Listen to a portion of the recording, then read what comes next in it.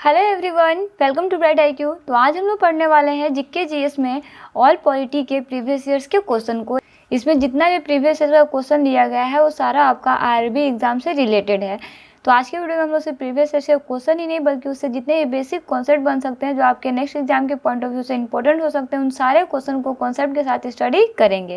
तो चलिए बिना लेट के हम लोग आते हैं फर्स्ट क्वेश्चन पे, जो है आपका कि India attend domination state own, यानी भारत को अधिराज्य पद कब प्राप्त हुआ। तो चलिए अधिराज्य पद के बारे में समझते हैं। तो अधिराज्य पद यानी ऊपर से नीचे तक देश चलाने, संविधान बनाने और उसको फॉलो करने का अधिकार जो है वो आपका एक ही देश के लोगों को होता है, तो उसे बेसिकली अधिराज्य पद कहते हैं। देखिए पहले क्या था कि हर चीज़ को चलाने या देश के किसी भी काम को करने के लिए ना देश के लोगों को अधिकार तो था, लेकिन जो सबसे ऊपर जो बैठा था ना वो हमारा इंडिया का गवर्नर जनरल नहीं बल्कि वो यूके का होता था या तो फिर ब्रिटेन का होता है। जैसे मान लीजिए हमारा इंडिया का कोई पीएम है, लेकिन सबसे ऊपर जो गवर्नर जनरल बैठा हुआ है वो या तो यूके का है या तो फिर ब्रिटेन का है, मतलब अदर कंट्री का है ना। तो इसमें क्या था कि अधिराज्य पद आने के बाद क्या हुआ ना कि यहाँ पे जितने भी ऊपर से लेकर नीचे तक जितने भी लोग थे वो सारे हमारे इंडिया के ही लोग थे। तो इसीलिए इंडिया में जो है ना वो आपका गवर्नर जनरल 1950 को जो है वो पूर्णतः समाप्त कर दिया गया। लास्ट गवर्नर जनरल जो है वो आपके चक्रवर्ती राजगोपालाचारी थे, जो आपका 1948 से लेके 1950 तक के थे। उनके बाद जो है इस टाइटल को चेंज कर दिया गया, यानी रिप्लेस करके उसे प्रेसिडेंट ऑफ इंडिया कर दिया गया है ना। जो अभी प्रेसिडेंट ऑफ इंडिया होते हैं उसे ही पहले गवर्नर जनरल बोला जाता था। लेकिन अगर हम लोग एक्चुअली में देखते हैं ना तो अधिराज्य पद को जो है ना वो आपका 15 अगस्त 1947 को पूर्णतः समाप्त कर दिया गया था। जैसे कि अगर आप यहाँ पे देखिएगा तो यहाँ पे गवर्नर जनरल जो है वो आपके चक्रवर्ती राजगोपालाचारी हैं, जो कि हमारे इंडिया के हैं। लेकिन इससे पहले जो ब्रिटिश से जो लोग हुआ करते थे या तो फिर जो यूके के लोग हुआ करते थे, इन लोगों का राज जो है वो पूर्णतः समाप्त कर दिया गया। वो समय था आपका 15 अगस्त 1947 का। तो अगर कभी भी अधिराज्य पद का आपको पूछा जाए कि ये कब प्राप्त हुआ था अधिराज्य पद, तो वो है आपका 15 अगस्त 1947 को प्राप्त हुआ था। अगर गवर्नर जनरल की बात की जाए कि ये पूर्णतः कब समाप्त हुआ था, तो वो डेट था आपका 1950 का, जिसमें पूरी तरह से गवर्नर जनरल को समाप्त कर दिया गया था और आपका प्रेसिडेंट ऑफ इंडिया का टाइटल जो है वो दिया गया था गवर्नर जनरल को हटा करके। इसे याद रखिएगा। चलिए आगे बढ़ते हैं। इसका नेक्स्ट क्वेश्चन देखते हैं, जो है आपका which one of the following is the guardian of fundamental rights, यानी निम्नलिखित में से कौन मौलिक अधिकारों का संरक्षक है। तो देखिए अगर हम लोग मौलिक अधिकारों के संरक्षक की बात करते हैं तो इसमें आप याद रखिएगा कि मौलिक अधिकारों के उल्लंघन में ना हम लोग कहाँ जा सकते हैं, सुप्रीम कोर्ट जा सकते हैं, हाई कोर्ट जा सकते हैं। यानी बेसिकली मौलिक अधिकारों का संरक्षक जो है वो आपका न्यायपालिका होता है। याद रखिएगा, ऑप्शन डी इसका करेक्ट आंसर हो जाएगा, है ना। चलिए आगे बढ़ते हैं। इसका नेक्स्ट क्वेश्चन देखते हैं, जो है आपका who is rightly called the father of local self government in India, यानी भारत में अस्थायी स्वशासन का जनक किसे कहा गया है। चलिए अगर हम लोग यहाँ पे अस्थायी स्वशासन की बात करते हैं तो इसमें आपको 2-3 चीज़ों को याद रखना है। जैसे मैं आपको यहाँ पे लिख करके बताई हूँ कि भारत में पहला जनगणना जो है यानी सेंसस जो है वो आपका 1872 में कराई गई थी, लेकिन यह जनगणना जो है वो किसी कारणवश फेल हो गई थी। और उस टाइम के जो गवर्नर जनरल थे ना वो आपके मायो थे। याद रखिएगा, सबसे पहला जनगणना कब कराया गया था, 1872 में कराया गया था। उस टाइम के गवर्नर जनरल कौन था, मायो था, लेकिन ये किसी कारणवश फेल हो गया था। उसके बाद में रिपन नाम के एक व्यक्ति हुआ करते थे, जिनके द्वारा 1881 में जो है वो भारत की पहली जनगणना कराई गई। देखिए इस जनगणना को पहला जनगणना इसलिए भी कहा गया ना क्योंकि ये कंप्लीट सेंसस थी, यानी संपूर्ण जनगणना थी। यानी अगर आपके पास पूछा जाए कि जनगणना स्टार्ट कब हुआ था भारत में, तो वो डेट तो था आपका 1872 का, लेकिन ये संपूर्ण जनगणना नहीं थी क्योंकि उस टाइम किसी कारणवश वो फेल हो गया था। किसके अधिराज्य में कराया गया था, तो वो था आपका मायो के अधिराज्य में। लेकिन 1881 में पहला वो जनगणना हुआ जो आपका कंप्लीट जनगणना था। तो इसे आप याद रखिएगा। यानी इसे किसके द्वारा कराया गया, तो वो व्यक्ति थे आपके रिपन, यानी ऑप्शन बी जो है इसका करेक्ट आंसर हो जाएगा। चलिए आगे बढ़ते हैं, इसका नेक्स्ट क्वेश्चन देखते हैं जो है आपका, how many fundamental duties are mentioned in Indian constitution, यानी भारतीय संविधान में कितने मौलिक कर्तव्यों का उल्लंघन किया गया है। चलिए अगर हम लोग यहाँ पे डिटेल्स में समझते हैं मौलिक कर्तव्य के बारे में, तो टोटल मौलिक कर्तव्य यानी फंडामेंटल ड्यूटीज़ जो है ना वो हमारे 11 हैं, जिसमें से इसमें आपको कुछ चीज़ों को याद रखना है। जैसे हम लोग बात करते हैं 1974 की, तो 1974 में आपका 42nd अमेंडमेंट एक्ट जो है वो लाया गया था। तब क्या था ना कि हमारे देश में टोटल 10 फंडामेंटल्स को ही ऐड किया गया था, इसे आप याद रखिएगा। फिर 2002 में क्या हुआ कि 2002 में आपका 86th अमेंडमेंट एक्ट लाया गया, और इस एक्ट में क्या था कि एक फंडामेंटल ड्यूटीज़ को ऐड किया गया। इस तरह से टोटल फंडामेंटल ड्यूटीज़ जो है वो आपकी 11 हो गया। बात करते हैं 1974 की, तो 1974 में जब फंडामेंटल ड्यूटीज़ को ऐड करा गया था, तब क्या था कि एक कमेटी बनाई गई थी, जिसका नाम जो था वो आपका स्वर्ण सिंह कमेटी थी, बनाई गई थी। इसे आप याद रखिएगा, ये कभी कभी क्वेश्चन जो है वो आता है कि कौन सी कमेटी जो है वो बनाया गया था जब फंडामेंटल ड्यूटीज़ को ऐड किया गया था। कब किया गया था? 1974 में ऐड किया गया था। उस टाइम कितने फंडामेंटल ड्यूटीज़ थे? तो वो आपके 10 थे। बाद में किसे ऐड किया गया? एक को ऐड किया गया, जो कब किया गया? तो आपका 2002 को किया गया। किस अमेंडमेंट के तहत किया गया? तो वह है आपका 86th अमेंडमेंट के तहत किया गया। इसमें एक चीज़ आप और याद रखिएगा जो आपका सबसे इम्पोर्टेंट है कि फंडामेंटल ड्यूटीज़ को जो है ना वो आपका USSR यानी रसिया से जो है वो बोरो किया गया है। साथ ही साथ फंडामेंटल ड्यूटीज़ को ना आर्टिकल 51A और पार्ट ए है, याद रखिएगा। इसका आर्टिकल क्या है? तो वो आपका 51A और पार्ट ए है, इसे भी आप याद रखिएगा। ये क्वेश्चन आपका एग्जाम में नेक्स्ट ईयर के एग्ज़ाम में पूछा जा सकता है, इसलिए आपका एग्जाम पॉइंट ऑफ व्यू से बहुत ही इंपॉर्टेंट टॉपिक है। इसलिए आपका करेक्ट आंसर क्या हो जाएगा? तो जी हाँ, वो है आपका ऑप्शन ए जो है इसका करेक्ट आंसर हो जाएगा। चलिए आगे बढ़ते हैं, इसका नेक्स्ट क्वेश्चन देखते हैं जो है आपका, languages recognised by the constitution are mentioned in which scheduled, यानी संविधान द्वारा मान्यता प्राप्त भाषाएं किस अनुसूची में लिखित है। तो देखिए अगर हम लोग टोटल अनुसूची की बात करते हैं तो इसमें आपको ये चीज़ जानना बहुत ज़रूरी है कि टोटल अनुसूची कितना है। तो देखिए हमारे भारत में टोटल अनुसूची यानी शेड्यूल जो है ना वो आपके 12 शेड्यूल्ड है ना, जिसका शॉर्ट फॉर्म में इसका नाम एक दिया गया है टीयर्स ऑफ ओल्ड PM, इसे बोला गया है। अगर हम लोग इसके डिटेल्स में TEARS सबके फुल फॉर्म की बात करते हैं तो एक लाइन से आप इसके फुल फॉर्म को ज़रूर समझिएगा, ये आपको बहुत ज़्यादा हेल्पफुल होगा सारे शेड्यूल को याद करने में। टोटल 12 के 12 शेड्यूल को आप इसके थ्रू याद कर सकते हैं। सबसे पहले टी जो है उसका आपका होता है यूनियन एंड इट्स टेरिटरीज, जो आपका शेड्यूल फर्स्ट है।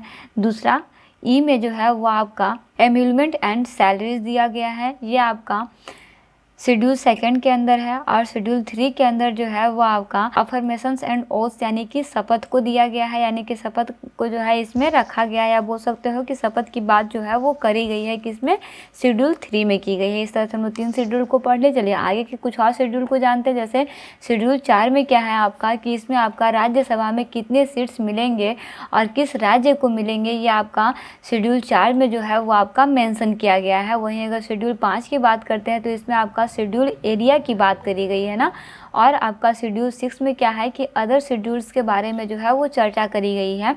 और शेड्यूल 7 में जो है वो आपका फेडरल लिस्ट, जैसे आपका यूनियन लिस्ट हो गया, स्टेट लिस्ट हो गया और फिर आपका कॉन्करेंट लिस्ट हो गया, इस तरह के लिस्ट को जो है इसमें शामिल किया गया है शेड्यूल 7 में। वहीं अगर 8वां शेड्यूल की बात करते हैं तो इसमें आपका आता है ऑफिशियल लैंग्वेज में। टोटल ऑफिशियल लैंग्वेज कितने हैं हमारे देश के? तो वो है टोटल 22 टोटल हमारे इंडिया के जो है वो लैंग्वेज है ना।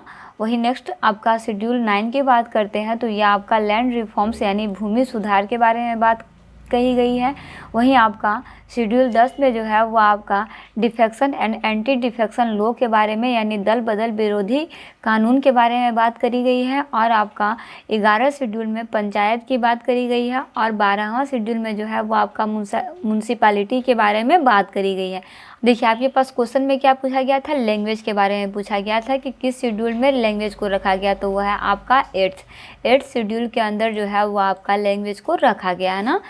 चलिए आगे बढ़ते हैं, इसका नेक्स्ट क्वेश्चन देखते हैं जो है आपका कि प्रवासी भारतीय दिवस was celebrated on which day of year, यानी प्रवासी भारतीय दिवस जो है वो वर्ष में किस दिन मनाया जाता है। तो जी हाँ, अगर हम लोग भारतीय प्रवासी दिवस की बात करते हैं तो याद रखिएगा कि जिस दिन महात्मा गांधी जो है ना वो साउथ अफ्रीका से लौटे थे ना इंडिया, उसी दिन से जो है वो आपका भारतीय प्रवासी दिवस जो है वो मनाया जाता है। हर साल किस दिन को मनाया जाता है? वो है आपका 9 जनवरी को मनाया जाता है। ये लौटे कब थे? तो 9 जनवरी 1915 को जो है ये आपके साउथ अफ्रीका से पहली बार इंडिया लौटे थे और उसी के टाइम से जो है वो आपका प्रवासी भारतीय दिवस मनाया जाता है, याद रखिएगा ना।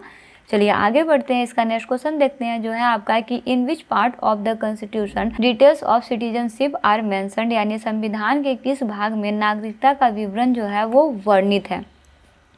तो जी हाँ, इसको आप ध्यान से समझिएगा। अगर हम लोग बात करते हैं ना इसके बारे में, तो इसके बारे में आपको कुछ चीज़ जानना बहुत ज़रूरी है। जैसे अगर हम लोग यहाँ पे देखते हैं तो total number of parts of the constitution जो है, यानी कॉन्स्टिट्यूशन के टोटल पार्ट जो है वो आपके टोटल 25 पार्ट को यहाँ पे बताया गया है ना। 2500 पार्ट को तो हम लोग स्टडी नहीं कर पाएंगे, लेकिन वैसे पार्ट को हम लोग में स्टडी करेंगे जो आपके हर साल एग्जाम में पूछे जाते हैं, जिससे हमारा आपका मैक्सिमम क्वेश्चन का वेटेज जो है वो बन के आता है ना। तो इसके बारे में हम लोग कुछ भाग को जानते हैं। जैसे हम लोग भाग पार्ट 1 की बात करते हैं तो इसमें आपका संघ तथा क्षेत्र के बारे में बात करी गई है। पार्ट 2 में आपका नागरिकता के बारे में बात करी गई है। देखिए आपके पास यहाँ पे क्वेश्चन में नागरिकता दिया हुआ है, तो वो आपका किस भाग में हो जाएगा? तो वो आपका भाग 2 में हो जाएगा। भाग 3 में क्या है? तो वो आपका फंडामेंटल राइट्स दिया हुआ है। भाग 4 में क्या है? तो आपका DPDS यानी कि directive principle of state policy, यानी राज्य के नीति निर्देशक सिद्धांत के बारे में बात करी गई है। वहीं पार्ट 4A में याद रखिएगा, पार्ट 4 है और पार्ट 4A है, इसमें आपका फंडामेंटल ड्यूटीज़ की बात की गई है।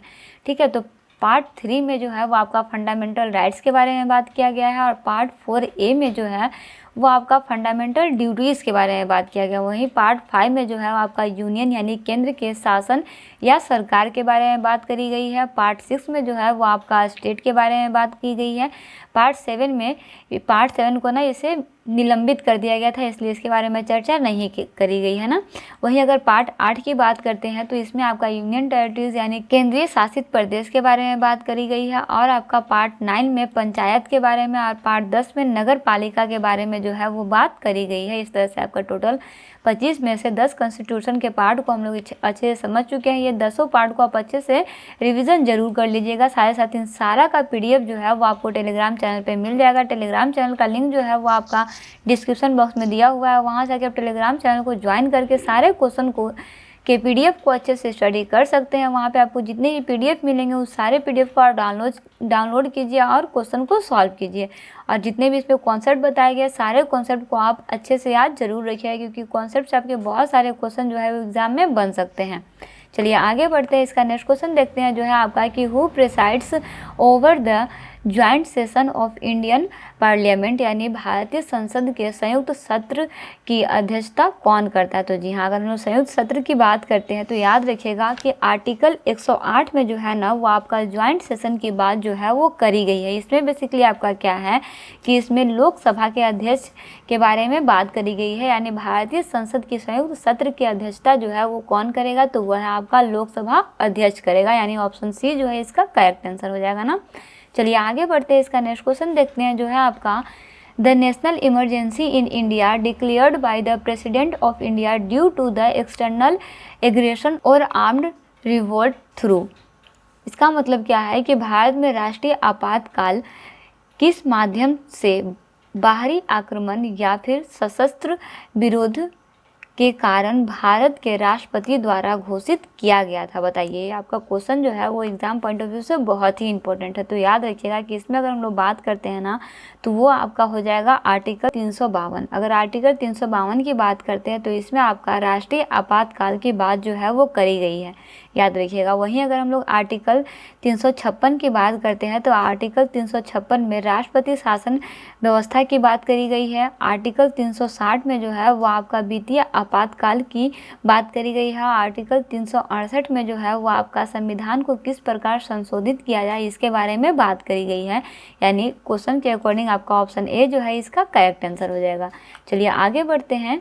चलिए उसी को हम लोग यहाँ पे डिटेल्स में जो मैं आपको बताई हूँ वो चीज़ यहाँ पे लिखा हुआ भी है ना कि आपका 352 में जो है वो आपका राज्य आपातकाल के बारे में बताया गया है, 356 में राष्ट्रपति शासन व्यवस्था के बारे में, 360 में वित्तीय आपातकाल के बारे में और 368 में संविधान को किस प्रकार संशोधित करना है इसके बारे में बात करी गई है ना। चलिए आगे बढ़ते हैं, इसका नेक्स्ट क्वेश्चन देखते हैं जो है आपका the directive principles of state policy has been adopted from which constitution यानी राज्य के नीति निर्देशक सिद्धांत किस संविधान से अपनाया गया, बताइए। इसे हम लोग जस्ट अभी कुछ देर पहले ही पढ़े थे ना। चलिए बताइए। तो जी हाँ, अगर इसकी हम लोग बात करते हैं तो इसमें आप याद रखिएगा कि इसमें क्या था ना कि आपका आर्टिकल 36 से लेके 51 तक, तो 36 से लेके 51 तक जो है वो आपका डीपीएसपी की बात जो है वो करी गई है। डीपीएसपी यानी मैं क्या आपको बताई थी, तो जी हाँ, डीपीएसपी में मैं आपको बताई थी, इसमें क्या था आपका कि राज्य के नीति निर्देशक यानी directive principle of state policy के बारे में जो है वो बात करी गई है ना। अगर इसमें हम लोग बेसिकली देखते हैं तो याद रखिएगा कि पार्ट 4 में ना इसे आयरिश संविधान से ना अपनाया गया था। याद रखिएगा किससे अपनाया गया था, तो वह है आपका पार्ट 4 आयरिश संविधान से अपनाया गया था, इसे याद रखिएगा। वहीं एक क्वेश्चन जो है वो आप कभी एग्जाम में एसएससी के अंदर आया था कि आयरिश ने इसे किस देश से अपनाया था, तो जी हाँ, आयरिश ने भी इसे बोरो किया था। कहाँ से बोरो किया था, तो वो जगह था आपका स्पेन। स्पेन से इसे बोरो किया था। याद रखिएगा किस चीज़ को, तो वह है आपका डीपीएसपी को यानी directive principle of state policy को। पहले हम लोग कहाँ से बोरो किए, तो इसको हम लोग आयरिश संविधान से बोरो किए हैं। आयरिश संविधान से कहाँ से बोरो किया था, तो वो है आपका कि आयरिश ने इसे स्पेन से बोरो किया था। ये आप इसे याद रखिएगा। तो इस तरह से बेसिकली हम लोग जीके जीएस के अंदर पॉलिटी के टोटल 10 क्वेश्चन को सॉल्व कर चुके हैं। इसमें जितने भी कॉन्सेप्ट बताए गए ना, सारे कॉन्सेप्ट को आप जरूर प्रैक्टिस कीजिएगा। सारा कॉन्सेप्ट जो है वो आपका एग्जाम पॉइंट ऑफ व्यू से बहुत ही इंपॉर्टेंट है। हम लोग एक एक करके, जैसे पॉलिटी का हो गया, हिस्ट्री का हो गया, ज्योग्राफी का हो गया, इकोनॉमिक्स का हो गया, इस तरह से करके हम लोग पार्ट बाय पार्ट सारे क्वेश्चन को अच्छे से स्टडी करेंगे। इसके अलावा हम लोग 10-10 साइंस के क्वेश्चन और आपका करंट अफेयर्स को भी स्टडी करेंगे पार्ट बाय पार्ट। तो सारे क्वेश्चन को अच्छे से स्टडी करते रहिए। अपने फ्रेंड सर्कल, रिलेटिव जो भी इस एग्ज़ाम को लिख रहे हैं, चाहे वो आरआरबी का कोई भी एग्ज़ाम हो, सभी एग्ज़ाम के पॉइंट ऑफ व्यू से सारा क्वेश्चन आपका बहुत ही इंपॉर्टेंट है। मिलते हैं नेक्स्ट वीडियो में एक इंपॉर्टेंट पार्ट, एक इंपॉर्टेंट टॉपिक के साथ। Thanks for watching, like share and subscribe bright IQ।